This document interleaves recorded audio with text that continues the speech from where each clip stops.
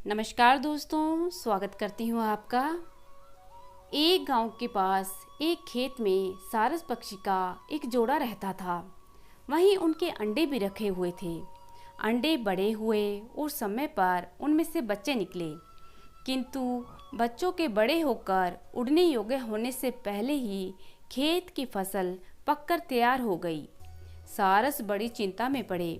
किसान खेत काटने आए, इससे पहले ही उस जोड़े को अपने बच्चों के साथ वहां से पलायन कर जाना चाहिए था, किंतु बच्चे उड़ने की स्थिति में नहीं थे। सारस ने बच्चों से कहा, हमारे ना रहने पर यदि कोई खेत के पास आए तो उसकी बात सुनकर याद रखना। एक दिन की बात है कि सारस बच्चों के लिए दाना पानी लेकर शाम को जब लौटा तो बच्चों ने कहा, आज किसान आया था। वह खेत के चारों ओर घूम रहा था।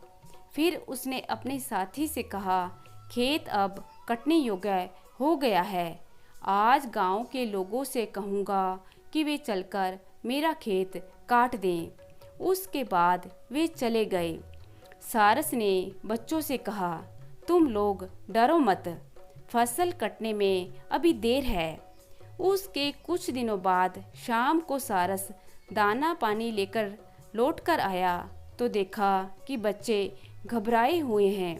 वे कहने लगे, पिताजी, आज किसान फिर आया था। वह कहता था उसके गांव के लोग बड़े स्वार्थी हैं। ये मेरी फसल कटवाने का कोई प्रबंध नहीं करवा रहे हैं। कल मैं अपने भाइयों को लाकर फसल कटवा लूँगा। उनकी बात सुनकर सारस निश्चिंत होकर बच्चों से कहने लगा, अभी तो कुछ होना नहीं है। 2-4 दिन में तुम लोग ठीक तरह से उड़ने लायक हो जाओगे। इस प्रकार कुछ दिन और निकल गए। सारस के बच्चे उड़ने योग्य हो गए थे। फिर एक दिन शाम को जब सारस वापस आया तो बच्चे कहने लगे, यह किसान आज फिर आया था और कहता था कि मेरे भाई मेरी बात नहीं सुनते, सब बहाना बनाते हैं। मेरी फसल का अन्न सूख कर झड़ रहा है। कल बड़े सवेरे आकर मैं स्वयं खेत काटना आरंभ कर दूंगा। यह सुनकर सारस ने कहा, बच्चों जल्दी करो, चलो अभी अंधेरा नहीं हुआ है। तुम्हारी माँ भी आ गई है। चलो दूसरे स्थान पर उड़ चलो, कल फसल कट जाएगी।